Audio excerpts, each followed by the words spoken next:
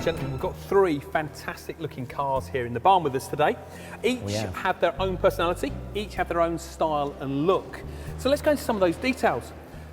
Grant, you're our Audi man here. Now, I can't pronounce it, I apologise now.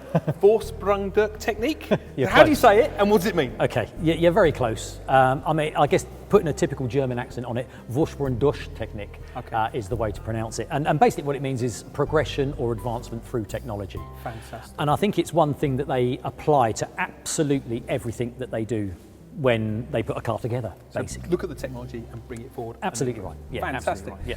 Stuart, Mercedes, obviously we know of Mercedes. Yep. What's the brand character for Mercedes? Brand character is the best or nothing.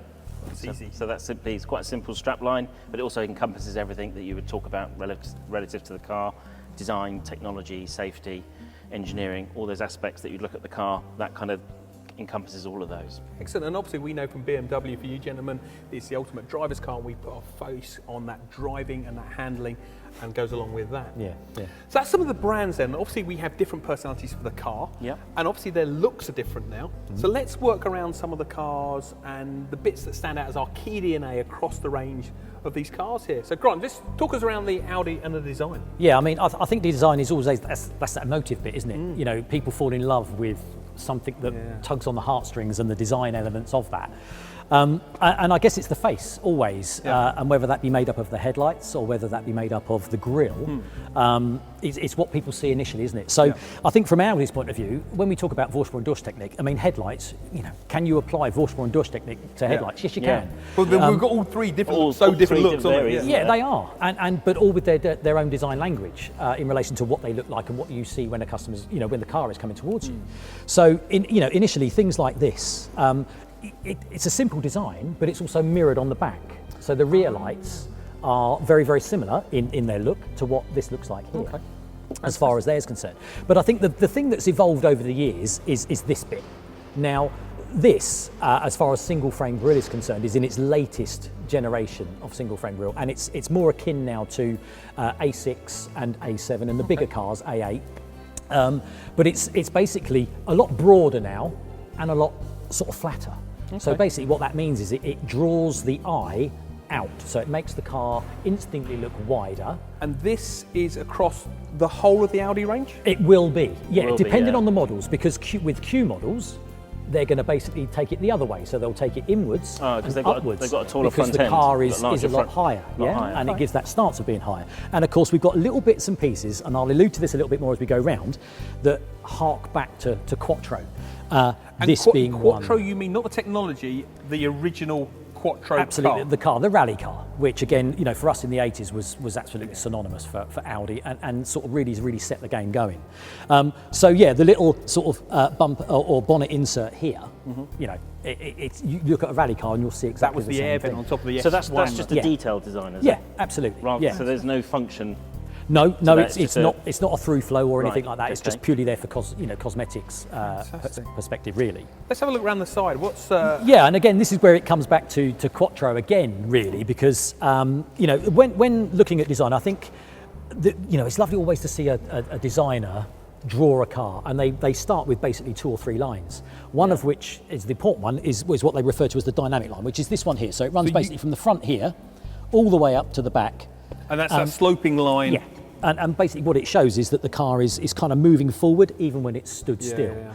But the lovely thing about this now is that we've got those similar traits that are going back to the original Quattro. And again, follows the same design architecture that A6, A7 and A8 have got, and that is the arches. So you can see that on this car, you can see that arch line above, and then the line goes through the handle. It's like a secondary line, isn't it? So you've got like a secondary line. So you've got the shoulder, as far as, you know, sort of here is concerned, this shoulder line there. Yeah. But then what that does do, that sort of comes in, and then the arches come out.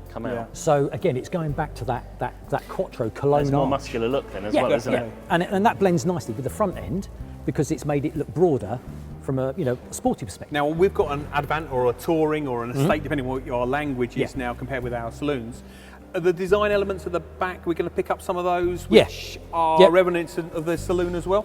Yeah, I mean, really, you know, again, what they've done is sort of brought the rear lights deeper and narrower. So again, further around the wing to make it look wider, I guess, absolutely to give it a stronger right. appearance. And then, it looks a lot squarer at the back end as well. Yep. So, as far as the rear diffuser is concerned, looking quite deep down here, with the sort of embellishes both sides to make it look quite natural as far as the car is concerned at the back end. Yes. Yeah. Okay. When you're following it round. Nice. And obviously, being a touring, would those same elements be on the saloon? Yeah, as well? cosmetically, yes. Okay. Yeah, obviously it's going to look different, but cosmetically, it would still look exactly the same. Yeah, Fantastic. Yeah, absolutely Let's right. have a quick look on the inside. Is there any bits any design elements on there? Yeah, I mean, I think the interesting thing is that from a vehicle perspective, it's driver orientated. There's a very gradual tilt, or lean into the driver's side. You can see it coming in there, can't you? Yeah. That's very, very, very, important. And also, we've now got that 10.1-inch touchscreen control, which is a bit of a statement in there, isn't it? But we'll go into that in a bit more detail. Fantastic. A little bit later on. What's your favourite point of design on this car? Oh gosh, I still think single frame grille because I've been lucky enough to see the evolution of that. Even back when I was in the retail network, Audi 80s had it, but they had the bumper running through it. Now it's gone from joining it together now to bringing it out and bringing it flatter. Definitely. So I think as a design point, that's one for me definitely. Grant, thank you. Stuart, you up for this? Show us around the Mercedes. Let's have a little look. Come on, lead on. Show us where you're going to start. Over. So as with all Mercedes, first thing you'll notice from the front of the car is the huge sort of prominence of the Mercedes You badge. said the word huge. Yeah. Huge. You said it, not us. It is larger. But yeah, so we sort of emphasise this even on the sort of standard models. So it's not just for this particular car, which is AMG line, but that's become quite a prominent thing. And as you'll see it as even larger on the SUVs. So it's quite a prominent sort of statement. And it is a big statement, isn't it? Yeah. Does it change depending on the spec? You mentioned the AMG line. Is that going to be different from like an SE or? SE will be a different grille. Obviously, the diamond pin grille is for AMG line and AMG models. Okay. And then the only other difference you get on the badge is if you have the driver assistance pack, that badge is flush. And that's your radar. One thing I wanted to know, funny enough, you didn't pick up on it this time, but however, I've had these sort of areas here on the Audi. Fog lights. Are they fog lights? Well, They're no, fog they're lights, not. Yeah. They're radar sensors for things like cruise control and things like that. So you've hidden your sensors in what looks like fog lights. And yours hidden Where are yours? yours? And then ours, we swap the badge over. And then when you look at the front of the badge, there'll be what we call heat element lines that go through it. Oh, okay. And then when the ambient temperature goes 4 degrees or below, that becomes heated. And is there a name for obviously the 3-point star, but this design element? You mentioned this is the diamond pin. So that's the diamond pin, and then on some of the AMG Looks models, good, etc., like you get twin lamella, which is like a twin bar grille. Twin Manila. Lamella. Lamella. Lamella. Yeah, so they have a different name for the different, I do like that. I for the think that's different effective. grills. It almost looks three-dimensional, That's doesn't it? that curve Yeah, that's into it. as well. Yeah, that's the idea. So Yeah. that changed a while ago. Now, a question I have always had Go on. is, maybe I'm a bit older, but I always remember seeing the Target. That's right. Yeah, the Target. The Target yeah. up here. Can you still get those? You can, but that's only reserved for S-Class. If you can't get it on the C-Class at all? Not as standard, but customers can choose to buy it if they wish. And as or an have accessory, it, we can have it have retrofitted. retrofitted. Yeah. Okay. Yeah. So there's nothing to say they can't. It's just from the factory. Fantastic. Come on, lead us around the side. What have we got around here? On the side, we tend to look at the lines very similar to what Grant was pointing out. Yeah. With You the can see it, Audi, can't you, it's this sort of dynamic line, however you want to call it. Yeah. And then we have a nice sort of line that starts up on the front wing on the shoulder, but it drops down. Yeah. So actually, it sort of creates a narrow effect. So in some light, when you sort of look at the car, you can sort of pick out that shadow. And I guess it goes some way towards wind resistance as well, the way it's sort of tapered in. And I guess silver really emphasises You that. talk about wind resistance, you can see down here on the front on that bumper, we would call it an air curtain. Yeah, that's it. Yeah, that comes outside. That's pretty much Both it. of ours are on the inside. So a lot of yours go on the inside of the wing, but ours actually comes out past. And what's so a slightly different design version. And what do you call it? What's the Mercedes term for that? Like air curtain. This is a sort of common reference to it. Yes. And that's just to lower the air pressure in the front wheel arches. For that aerodynamics. That's it. Yeah. And then other things on our AMG line wheels is we have these aero wheels, which are very, very slightly disked. Yes. So you don't have the normal round rim that we traditionally have. I do love the AMG That's it. embossing on that. And the little embossing on it, Yeah, It's yeah. a nice detail touch, isn't it? It's the laurel or the round it, but I'm guessing links back to the motorsport. That's it, yep. So you have the Mercedes-Benz badge, and then the laurel wreath is for So same as what's on the bonnet. That's it, same ones on the bonnet. It's just reference back to their Fantastic. motorsport success. Let's go around the back and what can we pick up here? Just really on the back, this being the facelifted version, we kind of have this new style of, they integrated it to sort of look like a C in the rear tail light. Yeah, I get that. Yeah. For the obviously for C-Class. Yeah. That does obviously change as it goes through, but other little Also reminds detailed me of- designs is you have a flat edge just on the back Oh, tail that light to take here. the water. Just to flick the air and dirt Got out ya. so it doesn't stick on the lens. So Yeah. rather than having a sort of a straight line, they've sort of integrated it on the top and on, And and is on that the side. due to obviously airflow vortexing effect? That's it. chucking it Yep, so as backwards the, onto as the there, dirt comes down, to just try and flick it away from the back of the light to help Yeah. try and keep it Yeah. clean. I've got one question I've always wanted to know. I think I know what you're You think going you to know where ask. I'm going with this? Exhausts. Yeah, This I know is- it's a bit of a pet hate for myself, but yeah, they are just trims. Unfortunately, the exhaust is behind the bumper on the left-hand side. Where do you stand on this, Fine, Grant? you'll get over it. You'll get over it. Don't worry. I actually meant to ask that on the Audi Did you? Where Yeah, do you we've got for the exhaust trim. They outlets. are the same both sides, but Yeah. we do have an open one for exhaust pipes on the is it left hand side. On the left-hand side, the Yeah, actual physical one. Yeah. Yeah. So no, whichever side the exhaust is. Unfortunately for us, it's Yeah. That's the not the design. same for everything. So Right? design. That's not the same for everything. and it's also to balance it, a bit like on the Audi. Your exhaust is on the left, Yeah. but also the trim is also mirrored on the right-hand side. yeah, Come on, show- cosmetically it's good. Come and show us on the inside. Show Yeah. us what you stand out on design on the inside for you.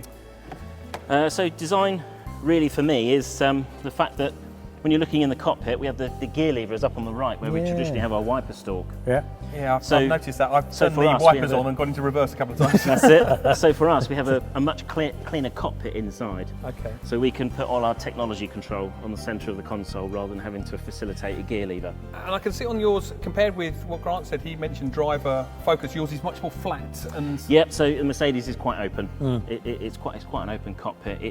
It's not biased to one side or the other. So it's a very generic cockpit for either Yeah. side. And again, I guess we'll go into the tech a Helps little us bit sort of later create on. space as well from within the cabin. yeah. But is it touchscreen or non-touchscreen? Is it going? Would it not go on the, touchscreen? not on the C-Class. So Okay. the next generation C-Class will Yep. go to MBUX, which the entire rest of the Mercedes-Benz is- range has. This is coming on to a change Yeah, next so couple of years. this is running the current command system, Yeah. Okay. which is basically effectively being phased out, and then you get the Mercedes-Benz user experience system that will then So Mercedes-Benz user experience. user experience Okay. MBUX. Right. Okay. Well, let me Yeah, show good. you around the Yeah, BMW then. Please do. Let's have a look. Because, well, Where should we go? Start. let's start at the front again Start like we at the front. have. Now, obviously, typical BMW, the twin headlights. Yep. Narrower and wider, same thing as you said, making that car as wide as possible. Yeah. So Traditionally, they were the same height as the kidney grills, weren't that's they? it, they're always together. Now the kidney grills are in the news and They're getting larger. Getting larger, making And larger. statements. and larger. Now this one compared with the outgoing I think three, there's been some photoshopping going on some of those pictures. To I be do. fair, Well- I really do. these ones are obviously a little bit taller, Yeah. and they join the lights as well. That makes that whole side a To lot sort of create wider. that bar, Yeah. that centre bar. Yeah, And it what I does like certainly about when you this- look back, doesn't it? With this car, obviously the kidney grills, the lights are that key DNA. And one thing with this is they're closed in. I was going to say, is Yeah, that an yeah, yeah. open? Do the They grill open. slats open? Yeah, so linked for When they're needed. aerodynamics and efficiency. Yeah. Right. We know when an engine is cold, it's not efficient. So this That's right. aims to help get up to temperature creates quicker. warm-up. Yeah. Then it opens when it needs it and Yeah, got you. closes. Now this being an M Sport, obviously a lot more aggressive from there. Full LEDs on this car, and it stands out. Yeah. Part of our DNA and thing for BMW across the whole of the range is that key element of the lights and the kidney grills. Yeah. 1933 and the 303 is where it started, and there've been variations of it all the way through. which is I guess evolution of lighting has come on a long way. But I think one thing that BMW always used to stand out was what I think they referred to them as the angel eyes. Was it? Whoa. Now let's go to the Oh. terminology. Yeah. Angel eyes. Well, you means- did it with Wolfsburg and Dirk. No, technique. I know. Yeah. Angel eyes was always the aftermarket ex-no OEM Right. copies and accessories. Okay. We called them Corona rings. You know when you put your bottle of Corona beer down, you Yeah, lift it yeah, up and you left that ring? Yeah. I left that ring? That's Yeah. what, no. If you do 4 of those, what do you the get? Audi. You Yeah, get the yeah, Audi. The Corona was the a Corona ring is when you have an eclipse where the moon Yes. goes front and you get that glow around the outside. Yeah, yeah. That's a Corona ring. Okay. that So name that's the official term That's the of it. official official term is Corona ring. Ah, I see. I always thought the official term was angel eyes. No, Yeah. Angel eyes is the aftermarket. Is the aftermarket, right? Come round the side. So you learned something. Learned something today. Now, I'm glad I brought that up now. Yeah. it's a great one. Now, one of the things that we go back to our brand was the ultimate driving machine. We have some key design DNAs, and we have a long bonnet, and we'll come on to when we talk about the engines, about positioning of the engine, but short overhangs and this long wheelbase. Yeah. What we want that car is to be stable. And one of the outcomes of this is this 50-50 weight distribution. And again, we'll link back to this when we talk about chassis. One of the things for us is if you stand here, if I stand right next to the car here, and this is where I sit, if you notice, I'm directly between the two wheels. The driver then sits on that balance point. Okay, and that weight of it. Yeah. Stuart, you race. Yeah, that's it. Balance is one of the key things for handling the car. Yeah, definitely. And if we can put that into the DNA of all of our cars, you get the ultimate driving car. Yeah. We'll talk about lines as well.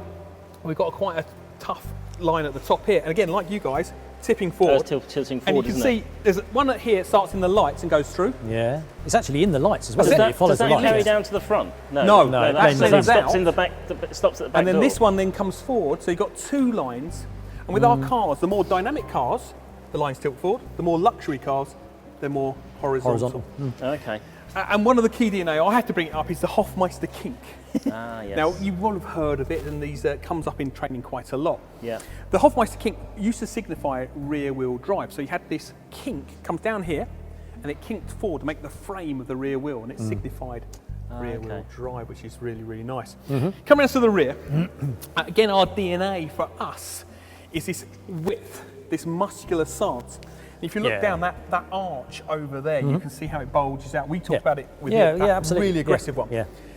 L-shaped rear lights has always been a variation of ours, again, making it look wider as well. So this is coming back to the Audi, where you position the lights as far wide as you can on the shoulder to create a visual wider stance. Absolutely. And, sorry, go on. I was going to say that the lovely thing about the new car is that those lights are now joined up. Yes. There used to be a stage where it was like here, and then this would come down, and it looked a little bit misjointed. Yeah, so now this lovely line now, and you're seeing this over as we get our newer cars, this is getting more and more exaggerated and further around. The lines on the BMW now, I think, are a lot more joined up, which is lovely to see, I've got to be honest. I do. Yeah. And inside, the key for me on the inside, as you mentioned, Grant, was that driver. For us in our brand, the driver is number one. Everybody else is just passengers. Everything is just faces that driver. That position, how low you can get the seat, the steering wheel, the driving position is absolutely number one. That's a lot more of a cockpit than any of the, out of the three, isn't it? Yes. Yeah. And that's the point, isn't it? Well, When we talk about the driver's car. Driving position. Yes, it is. Yeah. So what we can do now, I think it gives us a lovely overview of design and the brand. Should we get into some of the details? I think I do.